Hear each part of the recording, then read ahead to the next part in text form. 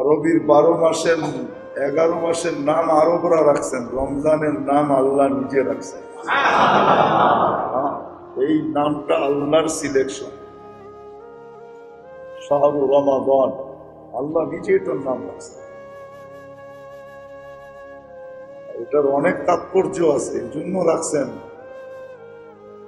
যদিও আমরা মুসলমানরা বুঝি নাই, কিন্তু বিজাতিরা বলছেন এটা কি জিনিস, অনেকে বলছেন, যার কারণে এটাকে অনেক নামে ব্যবহার করা হয়। ডাইরেক্ট রমজান বলা হয় না, ডাইরেক্ট রোজা বলা হয় না, অন্য নামে ব্যবহার করে এটাকে। যেমন বর্তমান বিজ্ঞান ব্যবহার করে এটাকে অটোফেজি হিসাবে, অটোফেজি বুঝেন, অটোফেজি হিসাবে বর্তমান বিজ্ঞান এটাকে ব্যবহার করে। বর্তমান বিজ্ঞান এটাকে ব্যবহার করে ডায়েট কন্ট্রোল, রোজা হিসাবে ব্যবহার করে না, রমজান হিসাবে ব্যবহার করে না, নাম চেঞ্জ করে ব্যবহার করে। তো রমজান, দ্বিতীয় হলো রমজান। আসমানি যত কিতাব আছে সমস্ত কিতাব এই মাসে নাযিল হয়েছে। এমন কোন কিতাব নাই, এমন কোন সহিবা নাই সেটা রমজান ব্যতীত অন্য মাসে অবতরণ হয়েছে, নাযিল হয়েছে। আমাদের কোরআন নাযিল হয়েছে রমজানের 24 তারিখে, 24 রমজান। মসজিদের চেয়ে দুনিয়ার কোন উত্তম জায়গা নেই, দুনিয়ার সবচেয়ে উত্তম জায়গায় আল্লাহ আমাদেরকে আসার বা বসার তৌফিক দিয়েছে। সেই জায়গাকে আল্লাহ নিজের ঘর হিসাবে আখ্যায়িত করেছেন। আল্লাহর ঘর, ইন্নাল মাসাজিদা লিল্লাহ, আল মাসাজিদু বাইতি, আল্লাহ নিজেই বলছেন মসজিদ আমার ঘর। তার চেয়ে উত্তম জায়গা তো দুনিয়াতে আর কোথাও নাই। এরকম উত্তম জায়গা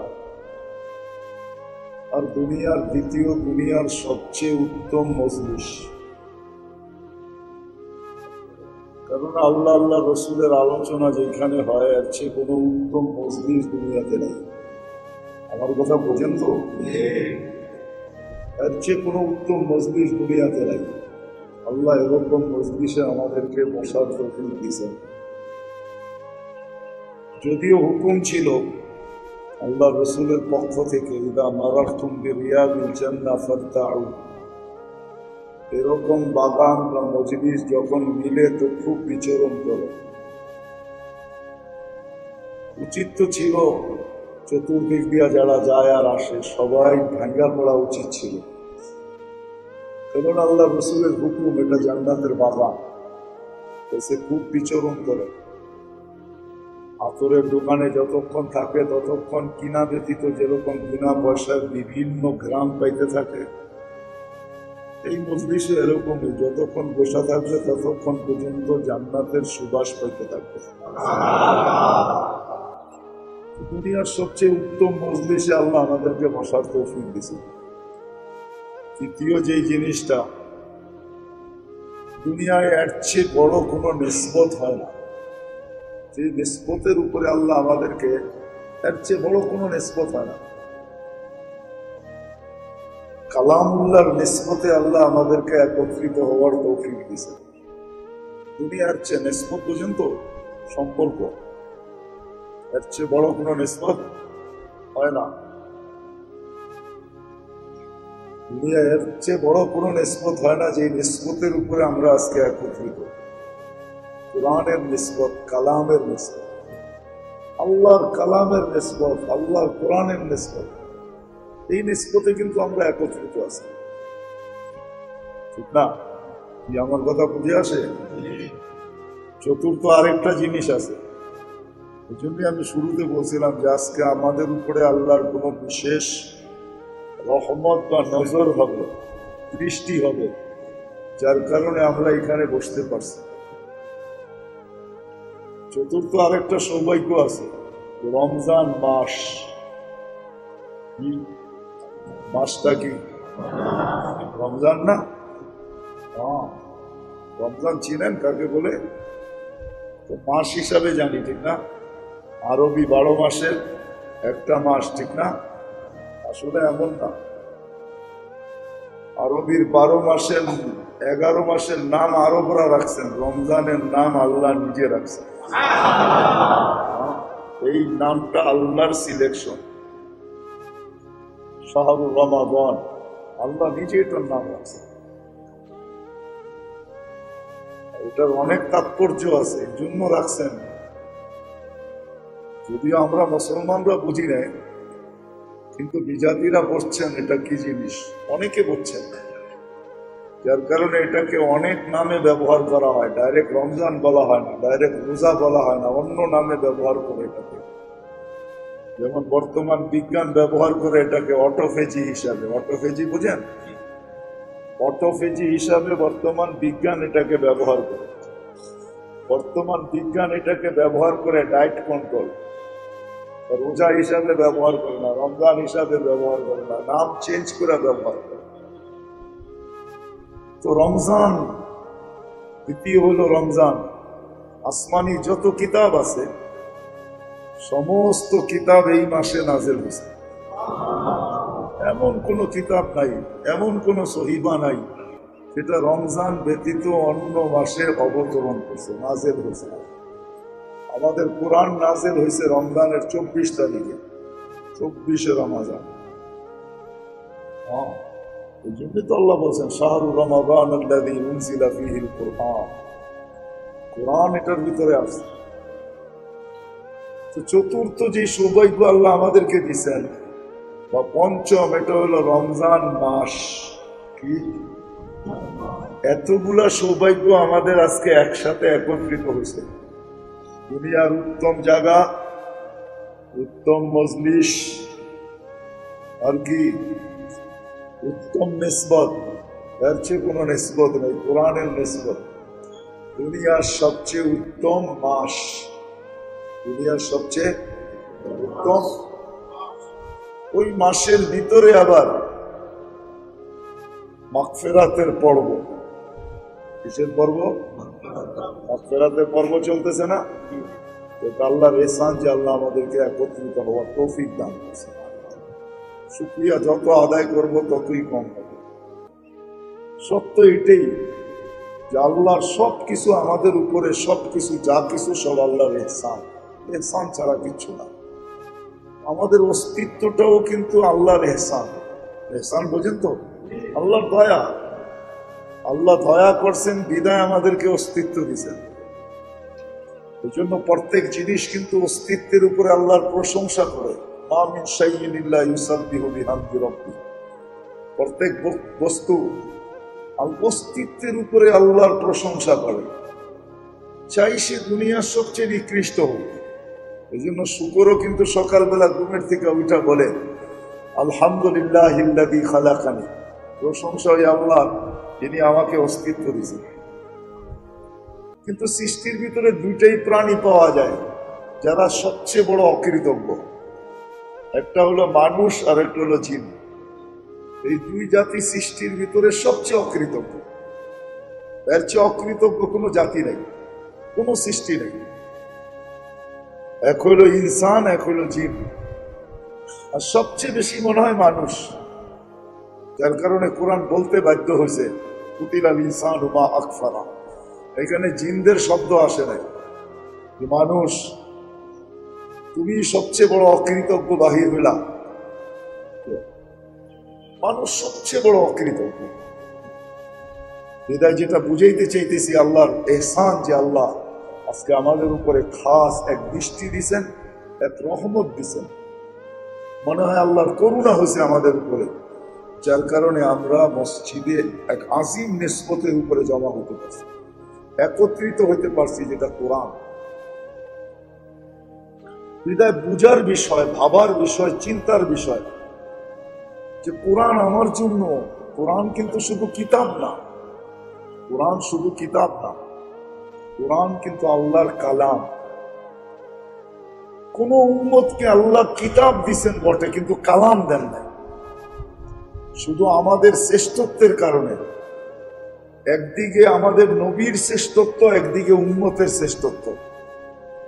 আমাদের নবীজির সুবাদে আল্লাহ আমাদেরকে কালাম দিছেন, কালাম, আল্লাহর কালাম। কিন্তু এই জন্য আলী রাদিয়াল্লাহু তাআলা আনহু বলতেন, তুমি যদি চাও যে আল্লাহ তোমার সাথে কথা বলো, ফালিতাতলুল কোরআন আল কারীম, তাহলে তুমি কোরআনে কারীম পড়ো।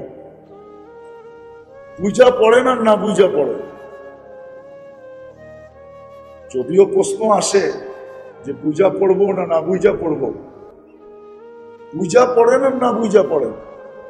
আরে এটাও তো বলা যায়, কোরআন ছুঁলেও কিন্তু সওয়াব পাওয়া যায়। ছুঁলে রুজুর সাথে যদি ছোঁয়া হয় তাহলেও সওয়াব পাওয়া যায়।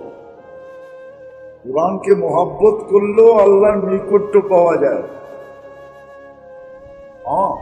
হাজারো লক্ষ মানুষ পড়তে পারে না, তাতে কি আসে যায়? এই মজমায় হবে কোরআন পড়তে পারে না, তাতে কিছু আসে যায় না। কিন্তু আল্লাহর হুকুম আছে যে তুমি পড়তে পারো না কিন্তু মহব্বত করো, ভালোবাসো।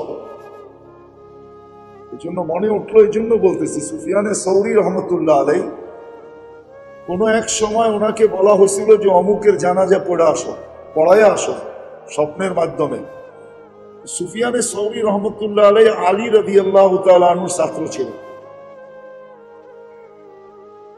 উনি তাবেঈ ছিলেন, শুধু ছাত্র ছিলেন না, যত সিলসিলা আছে তাসাউফের, যত সিলসিলা, পিরানি যত সিলসিলা, চার তরিকা, যেটা কাদেরিয়া, চিশতিয়া, নকশেবন্দিয়া, মুজাদ্দিদিয়া, এই চার তরিকাই কিন্তু উনার থেকে আসছেন। সুফিয়ানে সৌরি রহমতুল্লাহ আলাইহির নিচে এসে ভাগ হয়েছেন, ওনার পর্যন্ত এক। এই চারটা যাইতে যাইতে সুফিয়ানে সৌরি রহমতুল্লাহ আলাইহির কাছে যায় এক হয়ে যায়। এক ব্যক্তির থেকেই চারটা ঝর্ণা বাহির হয়েছে, এরকম ব্যক্তিত্ব। উনি ভাবতেছিলেন যে আমাকে কেন বলা হইতেছে জানাজা পড়ানোর জন্য, লোকটা এমন কি আমল করতেন। তো উনি যে এলাকায় খবর নিছেন যে লোকটা কি আমল করতেন, সবাই বলতেছিল সাধারণ মানুষ সাধারণ আমল করত, বিশেষত্ব তো কিছু আমরা কখনো দেখি নাই। সুফিয়ানে সৌরি রহমতুল্লাহ আলাইহি ভাবতেছিলেন যে এই তথ্য হয়তো গ্রামবাসীর কাছে পাওয়া যাবে না, বাড়িতে জিজ্ঞাসা করি। তো বাড়িওয়ালাদেরকে জিজ্ঞাসা করছেন, তারাও একই জবাব দিচ্ছেন যে সাধারণ লোক ছিল, বিশেষত্ব কিছু আমরা এর ভিতরে দেখি নাই।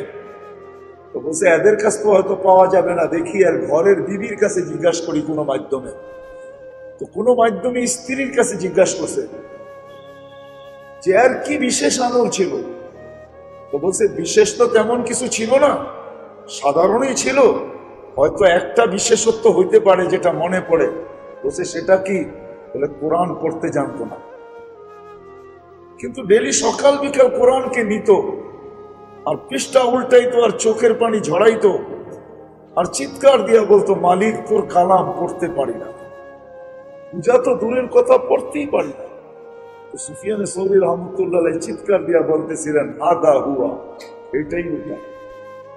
এর কারণেই মনে হয় এর মর্যাদা এতটুকু উপর। আজকে মেরে দোস্ত, সত্য এটাই, কোরআন কেন, কিতাব কালাম কেন আল্লাহ আমাদেরকে দিলেন, না এটা জানি না, কালাম পড়তে জানি। যদি পড়তে নাও জানি তো কালামকে ইজ্জত করতে জানি না, মহব্বত করতে জানি না। খেলাফতে উসমানিয়া সানিয়া, যেটা দ্বিতীয়বার যখন খেলাফতে উসমানিয়া শুরু হয়, যেটা বড় প্রসিদ্ধ, পর্তুগাল যেটা আর কি, এরা যে 600 বছর রাজত্ব করেন, সারা ইতিহাসবিদরা একমত যারা 600 বছর রাজত্ব কিভাবে করেন, একমত সারা ইতিহাসবিদরা, যে শুধু এক কারণে, এদের প্রথম পুরুষ সর্দার যেদিন মুসলমান হয়, সর্দার যেদিন মুসলমান হয় তাকে যে কামরায় রাখা হয়, ওই কামরায় কোরআন রাখা ছিল। তো সে জিজ্ঞাসা করছে এটা কি? তো বলছে এটাই তো আল্লাহর কালাম, যে আল্লাহর উপরে তুমি ঈমান আনলে। তো বলছে আমার মালিকের কালাম এখানে থাকবে আর আমি ঘুমাবো, এটা হয় না।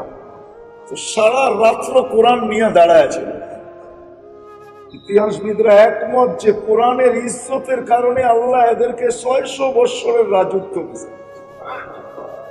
শুধু তো কবি লেখেন নাই, শুধু তো কবি লেখেন নাই, वो मुअस्सस हुए आमिल कुरआन होकर, वो মুআজ্জাজ হুয়ে, যেই জাতি উপরে উঠছে, কোরআনকে বুকে নিয়েই উপরে উঠছে, কেউ কোরআনকে তাকে রেখা উপরে উঠতে পারে না। আজকে তো কোরআন আমাদের তাকে রাখা, কোরআন আমাদের গিলাপে রাখা, কোরআন আমাদের ঘরে রাখা। যেই জাতি উপরে উঠছে এরা কিন্তু কোরআনকে বুকে নিয়ে উপরে উঠছে। ও মুআজ্জাজ হুয়ে আমেলে কোরআন হোকার, আর আমরা জলিল ও খার হুয়ে তারেকে কোরআন হোকার। আমরা আজকে এত দূরে কেন? সংখ্যা তো কম না, আমাদের সংখ্যা কেন মুসলমানের কম দুনিয়াতে? আজকের তুলনায় অতীতে সংখ্যা বেশি ছিল। কি বলেন? আমি যদি একটা জিনিস বুঝাই যে আজকে মুসলমানের সংখ্যা অতীতের তুলনায় কম না বেশি? মসজিদের সংখ্যা কম না বেশি? মাদ্রাসার সংখ্যা কম না বেশি? আলেম ওলামার সংখ্যা কম না বেশি? দাড়ি টুপির সংখ্যা কম না বেশি? পর্দার সংখ্যা কম না বেশি? সবকিছুই তো বেশি বলতেছেন আপনারা, ঠিক না? লেখা লেখি, পড়া পড়ি, ঠিক না? ওয়াজ নসিহত, ঠিক না? কিতাব আদি সবই তো বেশি আগের তুলনায়, ঠিক না? কিন্তু আগের থেকে আমরা আজকে জলিল বেশি না কম? জলিলও বেশি। কেন? কারণ কি? ডাক্তার অবশ্যই ইচ্ছা করলে ওষুধ লেখা দিতে পারে। কখনো কখনো আমরা আঙ্গুল উঠাই যে ডাক্তারের কাছে গেলেই অনেকগুলা টেস্ট দড়ায়া দেয়, ঠিক না? আর আমরা কি বলি, ডাক্তারদের কোনো কাম নাই, গেলেই খালি একটা লিস্টি দড়ায়া দেয়, অনেকগুলা টেস্ট করায়। না, ডাক্তার ইচ্ছা করলে আপনাকে ওগুলা ছাড়াও ওষুধ লেখা দিতে পারে। সে ডাক্তার হয়েছে, সার্টিফিকেট আছে, সে ইচ্ছা করলে পারে। কিন্তু সে দেখতে চায় রোগের উৎপত্তি কোথায়। সে দেখতে চায় রোগ কোন কারণে হলো, উৎপত্তি কোথায়, যাতে বারবার ওষুধ না দিতে হয়, সঠিকভাবে নির্ণয় হয়, একবারই ওষুধ দিলে ভালো হয়। এই জন্যই আপনাকে টেস্ট করতে দেয়। আজকে আমাদের সব বেশি, কিন্তু তারপরে আমরা জলিল। দুনিয়াতে সবচেয়ে বেশি অবহেলিত, দীক্ষিত, লাঞ্ছিত, বঞ্চিত, ঘৃণিত, যত শব্দ বলবেন সবকিছু বলা যায়। এমনকি আজকে কিছু কিছু মুসলমান আছে, মুসলমান পর্যন্ত পরিচয় দিতে দ্বিধা করে, মুসলমান পরিচয় দিতে চায় না। হয়তো আমাদের দেশে দিতে চায়, কিন্তু কোনো কোনো দেশে যাওয়ার পরে সে মুসলিম পরিচয় দিতে চায় না, নাম চেঞ্জ করে। আমি নিজে দেখছি হাজার লোক নাম মুসলমান, কিন্তু ওইখানে যাওয়ার পরে নাম চেঞ্জ করে ফেলছে। এমন বিদঘুটে নাম দিছে যাতে বুঝাই না যায়। রূপরেখায় তো বোঝা যায় না, যাই না, নামেও বোঝা যায় না, নামেও বোঝা যায় না, নাম চেঞ্জ। কেননা সে জানে মুসলিম মানি একটা কলঙ্ক। আমরা কি ভাবি? আমাদের সমাজের বেশিরভাগ। কেন? কারণ কি? এই জন্যই মেরে দোস্ত, আসলে কোরআন থেকে দূরে হওয়ার কারণে। জানি না কোরআন কেন দিছেন, আল্লাহ পাক জানি না, পড়তে তো জানি না দূরের কথা, তর্জমা জানি না দূরের কথা, ভালো পর্যন্ত বাঁচতে জানি না। তো যেটা বুঝাইতেছিলাম যে কোরআনের ভালোবাসার কারণে 600 বৎসরের রাজত্ব দিয়েছেন, 600 বৎসরের রাজত্ব। ইতিহাস উঠান দেখেন, শুধু এক রাত্রের কোরআনের ইজ্জতের কারণে। আমাদের কাছে কোরআনের ইজ্জত নেই, জানি না কোরআন কেন দিয়েছেন আল্লাহ, আল্লাহ কালাম কেন নাযিল করছেন। দুই জিনিসকে এক মাসের ভিতরে দিয়েছেন, দুটাকে এক জায়গায় একত্রিত করছেন। যেমন রমজান দিছেন, এমন কোরআন দিছেন। দুটাই কিন্তু একই জায়গায়, দুটা। রমজান যেখানে, কোরআন ওইখানে, কোরআন যেখানে, রমজান ওইখানে। শাহরুর রমাদান আল্লাযী উনজিলা ফীহিল কুরআন,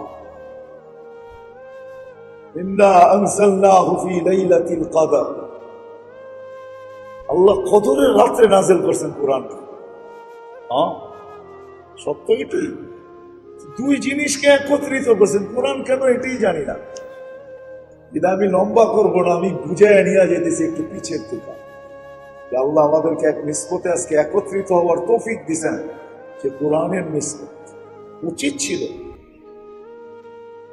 ছিল, কিন্তু প্রত্যেক মসজিদে উচিত ছিল, শুধু রমজানে না, প্রত্যেক মসজিদের ডেলি কোরআনী তালিম হওয়া উচিত ছিল, কোরআনী মজলিস হওয়া উচিত ছিল প্রত্যেক মসজিদে।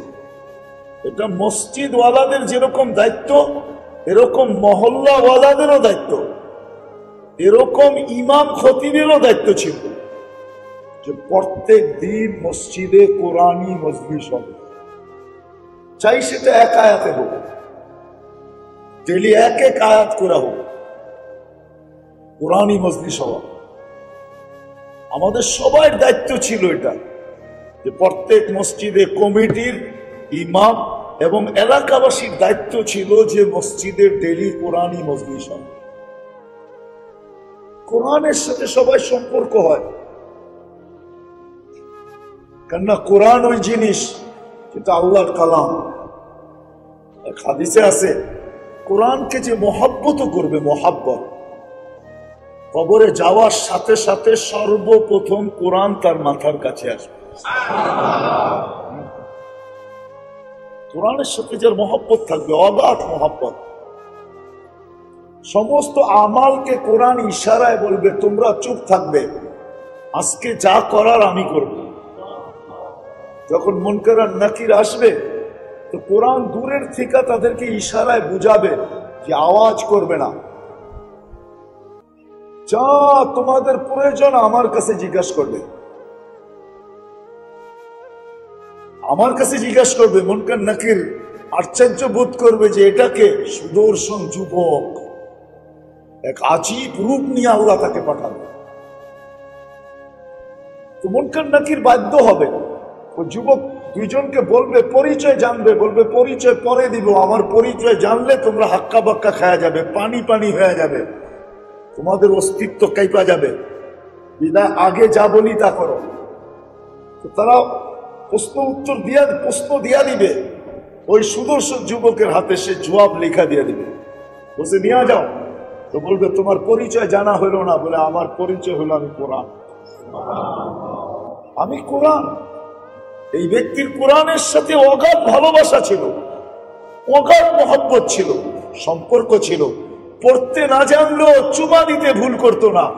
যখনই কোরআন সামনে পড়তো, সকাল হোক বিকাল হোক দুপুর হোক, কোরআনকে হাতে নিত আর চুমা দিত, আর উল্টাইতো পৃষ্ঠা আর চোখে লাগাইতো, আর ভাবতো আল্লাহর কালাম পড়তে পারে। শুধু শুধু তো না, আহমদ ইবনে হাম্বল রহমতুল্লাহ আলাইহি আল্লাহর কালাম কোরআন যখনই দেখতেন তো চিৎকার দিতেন আর বলতেন হাদা কালাম রব্বি, এটা আমার রবের কালাম। বলতে বলতে কাদার রু আইয়াখরুজ, কিতাবে এটাও পাওয়া যায় ওনার রু বাহির হওয়ার উপক্রম হয়ে যেত। এতটুকু পর্যন্ত আল্লাহর কালাম দেখলে উনি ভিতর থেকে এতটুকু বলতে থাকতেন হাদা কালাম রব্বি, এতটুকু ভাব চলে আসতো, এতটুকু অবস্থা হইতো ওনার যে রু বাহির হয়ে যাবে আল্লাহর কালাম দেখতে। আর হবে না কেন, উনি 99 বার আল্লাহকে দেখছেন, শতবার আশা করছেন যে যাতে 100 পুরা হয়ে যায়, সেঞ্চুরি পুরা হয়। তাইলে আমার একটা প্রশ্নের উত্তরও হয়তো মিলতে পারে। যেদিন 100 বার পুরা হইতেছিল ওদিন জিজ্ঞাসা করছেন আল্লাহ আপনার নৈকট্য লাভ করার সহজ সরল আবার সবচেয়ে উত্তম উপায় কি? আল্লাহ বলছে আহমদ কালাম আল্লাযী খারাজা মিন্নি, আমার কালাম যেটা আমার ভিতর থেকে বাহির হয়েছে। কোরআন আল্লাহর নৈকট্য লাভ করার সবচেয়ে বড় পাথর। তো আফসোস, সত্য এটাই, সবার কপালে তো সব শোভা পায় না। এরকমও মনে হয় একটা প্রবাদ বাক্য আছে, আমাদের কপালে মনে হয় শোভা পায় না, আমাদের কপালে মনে হয় শোভা পায় না। হায় হায়, কোরআনের নাম শুই না, কোরআন ওই কালাম, ওই কালাম, ওই কালাম বোঝা যায় আল্লাহ। যেমন আল্লাহর কোনো ইবতিদা নাই, শুরু নাই, শেষ নাই, আমাদের এই কোরআনেরও শুরু নাই, শেষ নেই। মনে হয় বুঝে আসে নাই, শুরু নাই শেষ নাই, কারণ এটা আল্লাহর ভিতর থেকে বাহির হয়েছে। এই জন্য তো আল্লাহ সূরা ইয়াসিন সৃষ্টির 1000 বছর আগে পড়ছে, সমগ্র সৃষ্টির 1000 বছর আগে। আর আমরা তো জানিই না